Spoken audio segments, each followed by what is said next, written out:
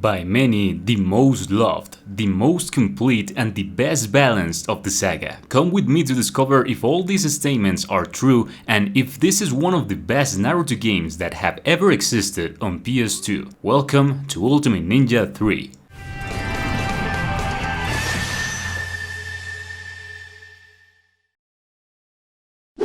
The great majority of popular opinion, not only in video games, also in cinema and television, tends to have a sometimes involuntary tendency to mark the before and after, the path of a series or film in its third-party delivery, as if that third attempt was the peak of the best that project could have ever been, or the fall of an illusion to see something even better that they were used to. For the audience, the number 3 has a lot of weight, it has a legacy on its shoulders, and this is something that very well represents what CyberConnect 2, developers of the Ultimate Ninja Saga, did with their third installment. A game that, by delivering everything its fans asked for, and by still being an imperfect game, is one of the best PlayStation 2 games I have ever played, and I mean it.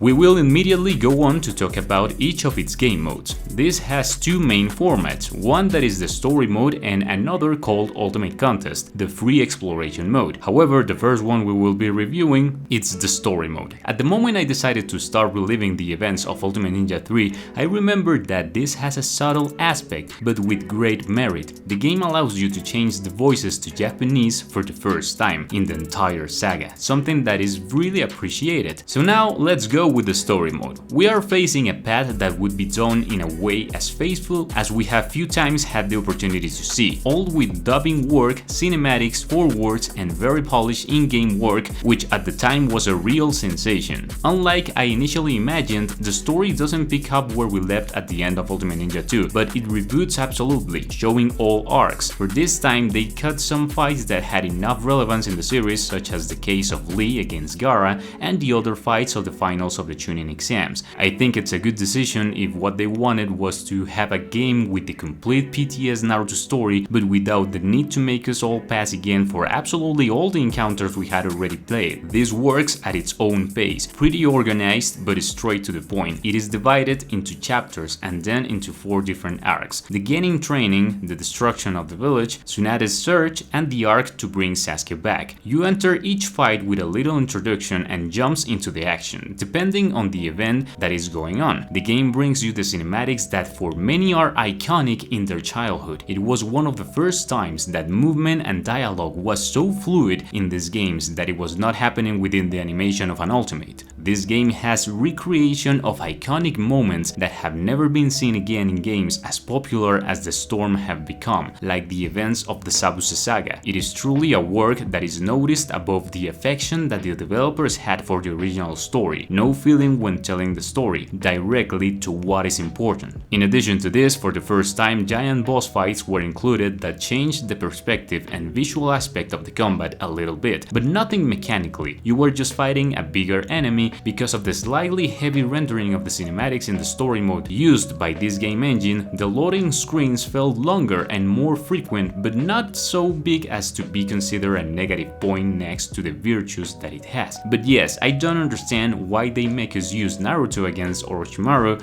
in the forest the first time they find it instead of Sasuke. I know Naruto also participated in the fight, but the main confrontation was with Sasuke. Maybe because of the rushed decisions made in the creative process, when I had some fear that the story mode would be too long due to the attempt to include all the saga scenes so far, because let's remember that in the video games industry, one of the greatest limitations when developing a new work is not a lack of ideas, a lack of personnel or even time. The real drawback is the engine with which you work. In 2008, these professionals always had to limit their ideas for the fear that the engine would not be able to run it. Of course, it is possible to have a more powerful game engine, but for that you need a lot of budget, and at then CyberConnect did not have any money to give away. So with the resources available and the results shown here, they did an excellent job. The story can be passed in approximately 3 hours. The Ultimate Contest mode, also known as Naruto Road, contains everything that was missing in the story mode. This introduces us to the gameplay based on moving and exploration throughout the village. This provides a little secondary story, which curiously takes longer to complete than the original story. That is nothing from another world where the Jonin and Genin face in a festival. You must beat as many ninjas as possible and those acquire their crystals, which are the paths to qualify for the following rounds. Once again, everything is folded and well structured. Besides, the ending is quite curious. The village map was wide enough to help immerse the player. You can walk, run, jump, walk through the walls you want, pick up objects, talk to NPCs, you had a shuriken mode and more side missions. It is a way in which they put a lot of effort. If all Ultimate Ninja 2 players asked about the mythical open world they had seen, here they have it once again, but much better, wider and with dirigible camera movements. At first, controlling this free roam can feel slightly awful because the map is not configured to always locate the direction you are looking at, in addition to the camera controls that are inverted. In this mode you can also unlock remaining characters in the cast of the game, but something that called especially my attention were the missions required to unlock Hanabi, where you must go on a date with all the girls in the village, situations where you can see funny interactions of the characters. These side missions are not only fights repeated over and over, but also offer various minigames such as aiming, replays, timing games, etc. Here we also have the origins of the scales of the tree that we would also see in the first game of Storm. While I tell you all this, I can reaffirm my position about this mode. Not only was it the most hours I invested to complete it 100% with 8 hours behind, but it also makes me very clear that this could be the main mode to which the developers put the most effort. The missions and some displacements are repetitive, yes, but it is one of the first games in my life that has made me feel the need to complete it at 100%. Which will be those characters that I missed? What orders do I have left to complete all the tasks, etc. A feeling that later waking up again years later playing for the first time the Batman Arkham Saga, that has a great value and should not be overlooked. Aesthetically speaking, I like the setting of the village, but to a certain point I was bored, but almost the entire environment is made with the same ochre and beige tones. It already looks like you are walking on a straw cardboard model. However, the elements introduced to make the village feel interesting to explore overface these failures. You can stick to any wall and walk on it, break vases and boxes in search of objects, collect scrolls and additional missions with the other villages.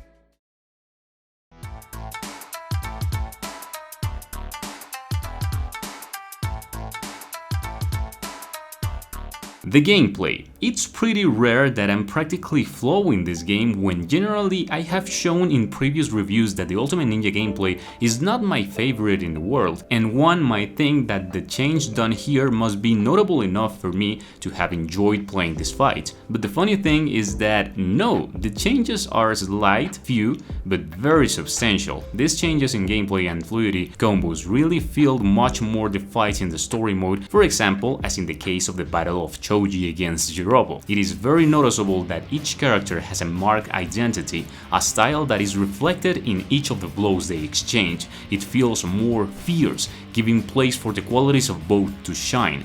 The same happened to me with all the other characters. I don't applaud so much the preservation for some old mechanics as if I do it with the inclusion of other things deeper by value of identity. I mean, as you can see, this is the Naruto game in which they finally taken seriously the issue of recycling. I saw few animations of familiar ultimates, they took the work of making new attacks and I applaud that. Playable characters like Jirobo, Tayuya, Kidomaru and Sakon would be included for the first time. Also others like Minato, Hanabi, Konohamaru and the first and second Hokage. Versions of the existing characters were also included that enriched the lore, like Rock Lee with his drunken style, and I don't know about you, but I had always wanted to play with this version of Lee, and this game was the one that gave me the opportunity. The transformations of the curse mark of the sounds, limbs and the awakening modes of Naruto and Sasuke. There are 42 characters in total, a pretty substantial increase compared to the second game. One of the most succeed changes in the gameplay is that the ultimates feel a little more like they had been modified in Heroes, a little shorter but that benefits the rhythm of the combat.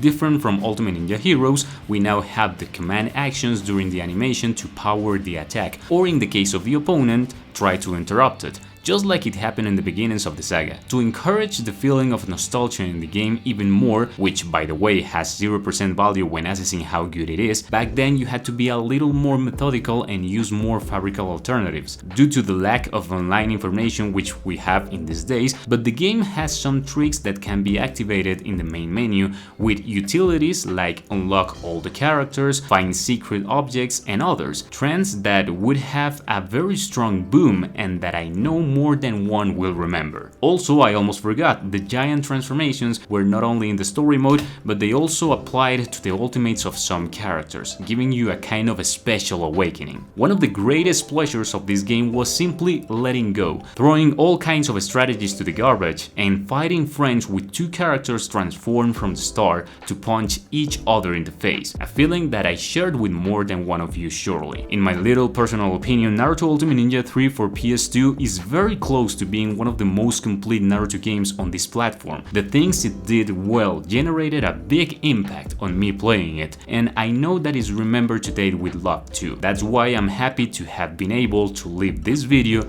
in your memory, and with even more desire to bring you the next deliveries of the saga, which at the moment CyberConnect had no intentions to stop. If you think the same as I do, or on the contrary would like to share other points of view about the game, you can do it in the comment down below. Guys, thank you so much for watching, that was all for today, and I will be watching you in the next video. Take care and see ya.